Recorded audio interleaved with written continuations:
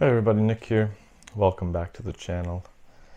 So, let's talk about my home country of Canada, where I was born and raised. And a lot's changed over the years. I'm sure the same can be said about your home country. I know I have a lot of American brothers and sisters in here, or cousins, or whatever you want to be called. Good neighbors.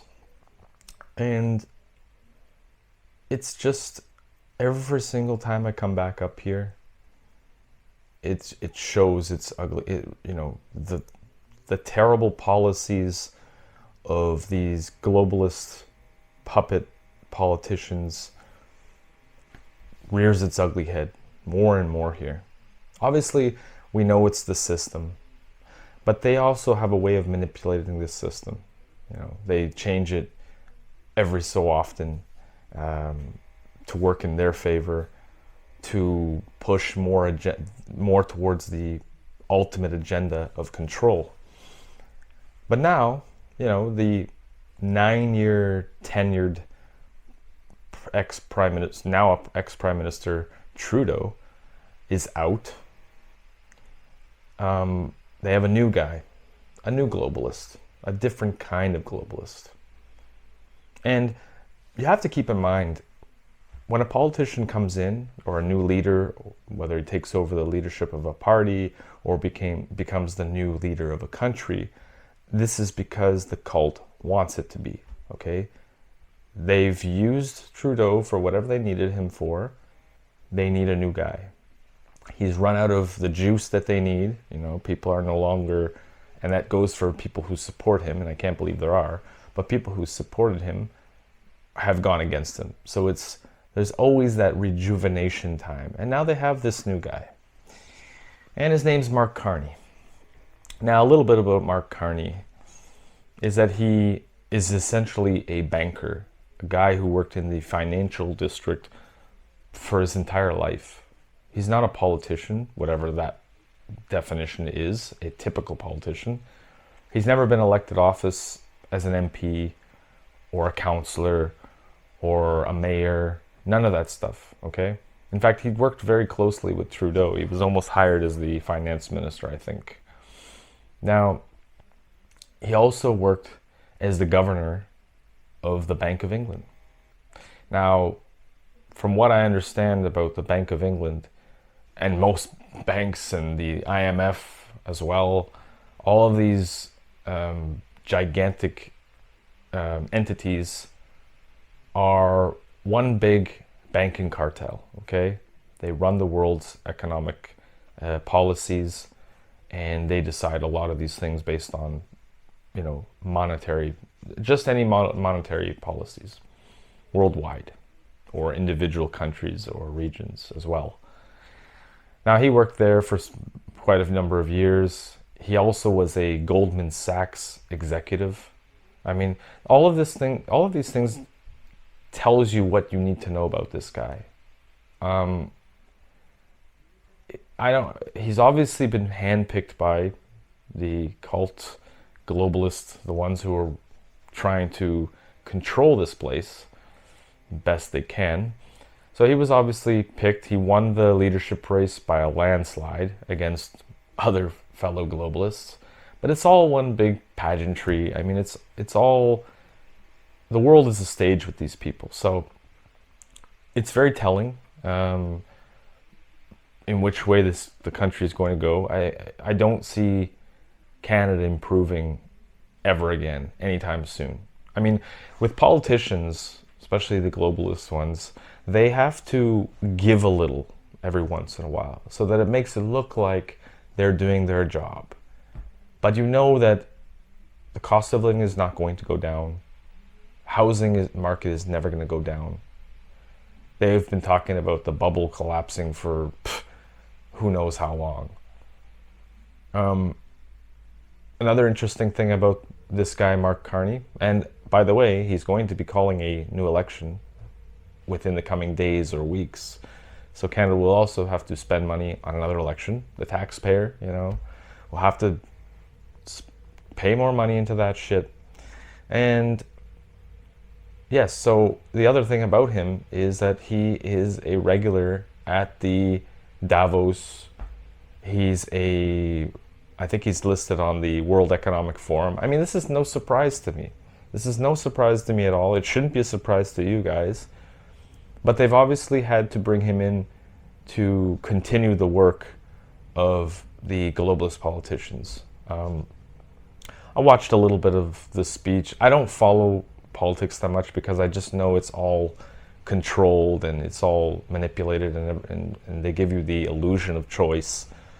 But I did watch some of the speeches, a little bit of Trudeau's farewell speech, and this guy is still, on his way out, still lying like crazy and saying that he's damn proud of the work he accomplished in Canada. He destroyed Canada, okay?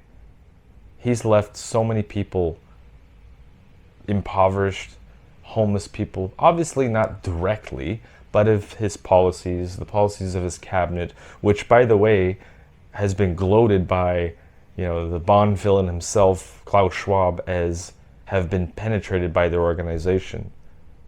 Most, if not, half, if not most of the cabinet are for their policies. So it's going to continue on this way towards the globalist agenda through them. Now, what was I saying? So he's a WEF puppet. He's all in with them. He's been at the meetings.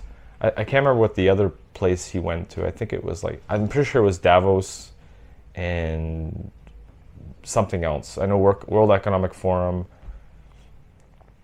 I just remembered what it was. He was at the Bilderberg meetings, which are these ultra secretive meetings that no media is allowed in. They don't divulge what they talk about at these meetings. It's just all in secret. Former leaders, politicians, bankers, all from every different area, sector of the world meets at the Bilderberg thing. And I mean, no one really talks about it. You have the alternative media people who sort of talk about it a little bit. Alex Jones, for example, love him or hate him, has gone to check in on the Bilderberg meetings many years ago. I mean, people need to call attention to this stuff. It's very shady indeed. What I think happens at the Bilderbergs is they decide in secret what they're going to do with each country that they're running or business, and they're all sort of tied together. All of these organizations, all of these groups, they're all tied together. I mean, we'll probably never really know exactly how it works to a T, but like this guy, it's just another globalist guy. I mean, another telltale thing is that a lot of these golden boy globalists will go to Ivy League schools in the United States and get a good education, whatever it is, really, really prestigious schools like Harvard and whatnot. And then they move up the ranks depending on which sector they go to. I know this all sounds kind of over the top, but it's the truth. I don't know to what end, why they want this guy specifically. Maybe it's his expertise in finances or whatever, which Trudeau never had at all. I mean, this idiot said that the budget would balance itself and that he's not worried about monetary situation in Canada. I'm just like, wow.